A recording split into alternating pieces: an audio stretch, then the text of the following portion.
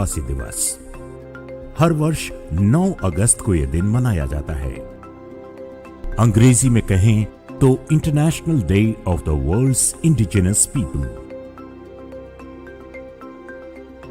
धरती पर सहस्रों वर्ष से विभिन्न क्षेत्रों में अनेक मानव सभ्यताएं पनपी और फली फूली। ये सभी प्रकृति पूजक होते थे। वन, वृक्ष, नदियां, पर्वत और पशु पक्षी ही उनके देवी देवता थे। इन्हें ही मूल निवासी कहा जाता है, अर्थात ऐसे लोग जो कहीं बाहर से आकर नहीं बसे हैं। लेकिन ईसाई और इस्लाम जैसे संगठित औपनिवेशिक मजहबों के पैदा होने के साथ उनकी परंपराओं, जीवन मूल्यों और अस्तित्व पर मानो संकट का पहाड़ टूट पड़ा। आज जहां पर अमेरिकी महाद्वीप है, वो कभी अनेकों जनजातीय सभ्यताओं का केंद्र हुआ करता था। माया, इनका, ओल्मेक और एज़टेक जैसी सभ्यताएं यहां पर रहती थीं। इन सभी की अपनी भाषाएं और रहन सहन था। इन्हीं मूल निवासियों को रेड इंडियंस भी कहा जाता है। 12 अक्टूबर ईस्वी वर्ष 1492 को कोलंबस के पैर अमेरिका की धरती पर पड़े। कोलंबस यहां पर भटकता हुआ पहुंचा था, लेकिन पहुंचकर घोषित किया कि उसने एक नया महाद्वीप खोज निकाला है। इसके बाद कोलंबस के नेतृत्व में मूल निवासियों पर अत्याचारों का जो क्रम आरंभ हुआ, उसके बारे में आज भी बहुत कम लोग जानते हैं। ये अलग रूपों में आज भी जारी है।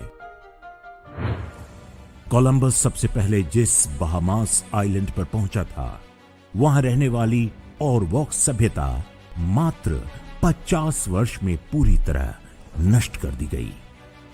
ये इतने सरल और निष्कपट लोग थे कि जब कोलंबस वहां आया तो उन्होंने उसको देवदूत समझकर उसका स्वागत किया था।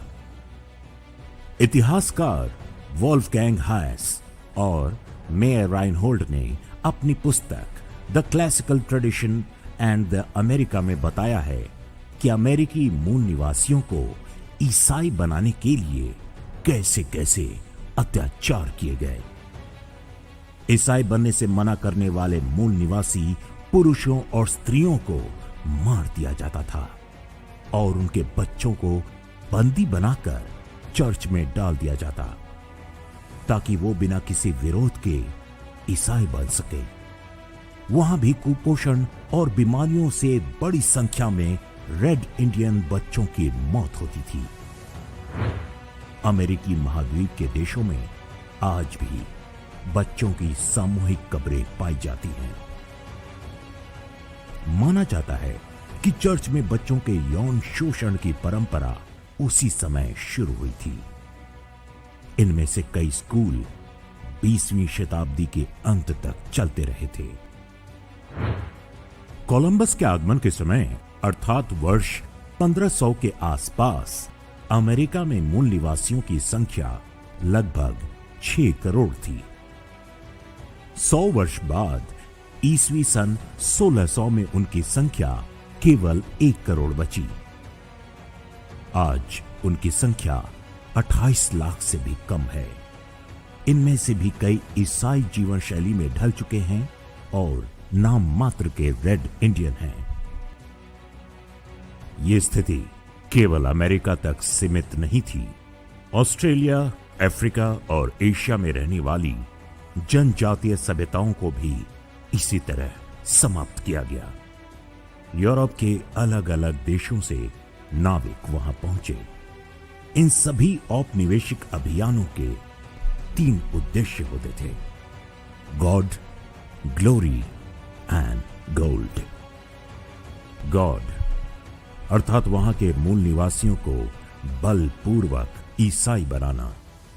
ग्लोरी अर्थात जिस राजा ने उन्हें भेजा उसके राज्य को और विस्तार देना।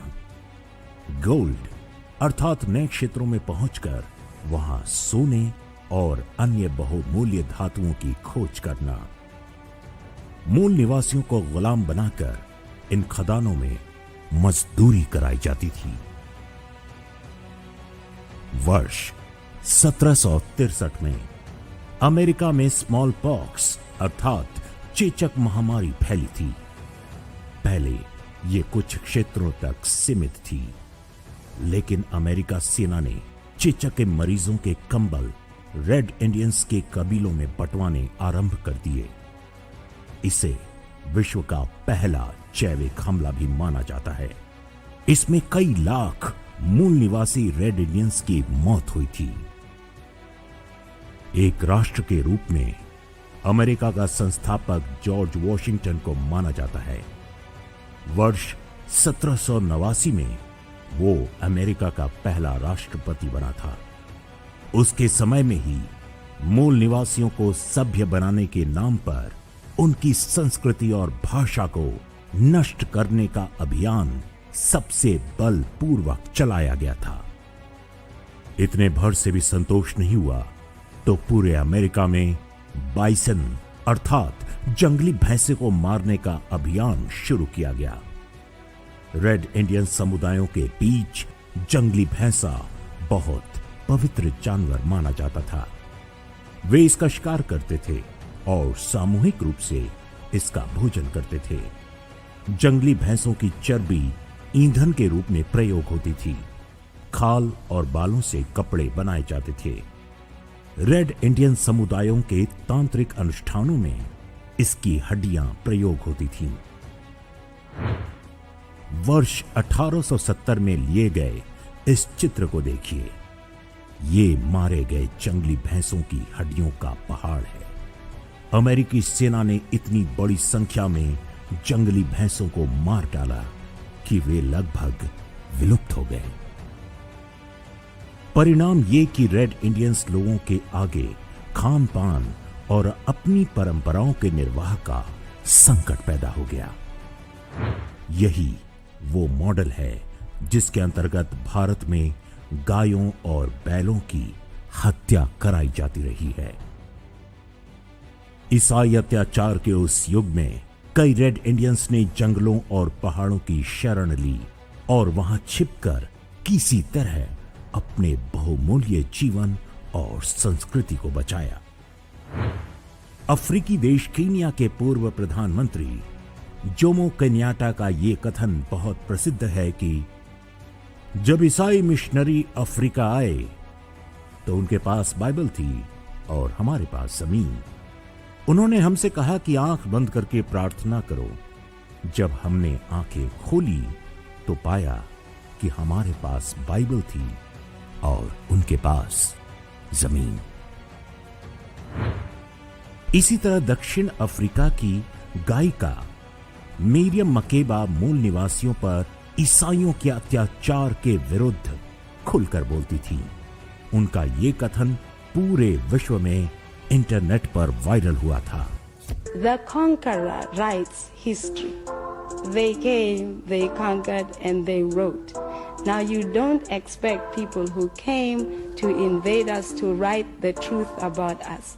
They will always write negative things about us. And they have to do that because they have to justify their invasion. We don't write our history. It has always been handed down to us orally by our elders. Of course, the white man came and he writes history. In fact, you don't know anything about any place until the white man gets there. Until the white man comes to any place, nothing lives. It's only when he comes and say, "Boof, I've discovered you, now you exist," which is ridiculous. मूल निवासियों पर अत्याचारों का अपराध बोध कहें या अपने कुकर्मों पर पर्दा डालने का प्रयास, अमेरिका और यूरोपीय देश आज मूल निवासियों का सबसे बड़ा हितैषी बनने का नाटक करते हैं। इसी के अंतर्गत संयुक्त राष्ट्र द्वारा विश्व मूल निवासी दिवस का आरंभ किया गया। इसके घोषणा पत्र के अनुच्छेद 1A और B के अनुसार ये सामाजिक और आर्थिक रूप से पिछड़े लोग हैं। ये उक्त भौगोलिक क्षेत्र के मूल निवासियों के वंशज हैं जो उपनिवेशवादी शक्तियों के हाथों पराजित हो गए थे। उनकी सामाजिक, आर्थिक और सांस्कृतिक पहचान बाहर से आने वालों से बिल्कुल भिन्न है। मूल निवासियों की इस पश्चिमी परिभाषा के विपरीत भारत एक अपवाद है। भारत में भी इस्लामी और ईसाई आक्रमणकारी आए, लेकिन वे कभी भारतीय समाज को उस तरह से बदल नहीं पाए जैसी सफलता उन्हें अमेरिका, अफ्रीका और ऑस्ट्रेलिया में मिली। भारत एकमात्र सभ्यता है जो सहस्रों वर्षों से चली आ रही है। यहां के सभी लोग मूल निवासी हैं। भारत में केवल वे मूल निवासी नहीं हैं जो मानते हैं कि उनके पूर्वज अरब से आए थे। ये अलग बात है कि अरब के लोग उन्हें अपनी संतान नहीं मानते। पहले अंग्रेजों और बाद में कांग्रेस की अगुवाई में भारतीय समाज को बांटने के लिए आर्यों के आक्रमण जैसे झूठ गढ़े गए, लेकिन वैज्ञानिक अध्ययनों से उसकी भी पोल खुल चुकी है। वेदों, उपनिषदों और प्राचीन ग्रंथों में नागर और आरण्यक संस्कृतियों का वर्णन मिलता है। नागर अर्थात नगर में रहने वाले लोग और आरण्यक अर्थात वन क्षेत्रों की सभ्यताएं। अधिकांश वेद और उपनिषद आरण्यक संस्कृतियों की ही देन है। ऋग्वेद में पंचजनों का वर्णन मिलता है। इनमें ब्राह्मण, क्षत्रिय, वैश्य, शूद्र और निषाद आते हैं।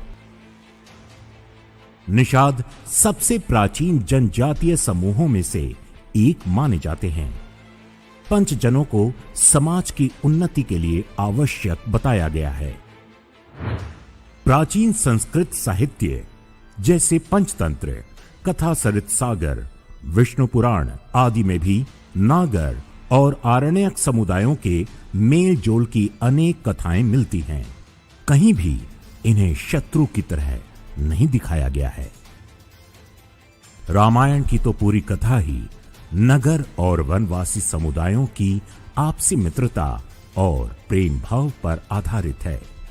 महाभारत के युद्ध में कई जनजातीय राजाओं और राजपुत्रों ने भी भाग लिया था। ये पांडवों और कौरवों दोनों के साथ मिलकर लड़े थे। महाराणा प्रताप की तो सेना ही भील जनजाति के वीरों की हुआ करती थी। पहले मुगलों और बाद में अंग्रेजों के विरुद्ध संघर्ष में जनजातियां सबसे आगे थीं। हाल ही में आई फिल्म RRR में अंग्रेजों और निजाम के विरुद्ध संघर्ष करने वाले गोंड समुदाय के कोमाराम भीम और अल्लूरी सीताराम राजू की कहानी दिखाई गई है। अमेरिका और ऑस्ट्रेलिया की तरह ईसाई मिशनरियों ने भारत की जनजातियों को भी धर्मांतरित करने का प्रयास किया, लेकिन उन्हें बिरसा मुंडा जैसे वीरों के कड़े प्रतिरोध का सामना करना पड़ा। इस पर हमारे वीडियो का लिंक आप डिस्क्रिप्शन और कमेंट बॉक्स में देख सकते हैं। जिन ईसाई मिशनरियों ने विश्व भर में करोड़ों मूल निवासियों का नरसंहार और धर्मांतरण कराया, आज वे ही उनके नाम पर पाखंड करने में सबसे आगे हैं। वे भारत में मूल निवासियों के नाम पर समाज में विघटन पैदा करने का प्रयास करते हैं।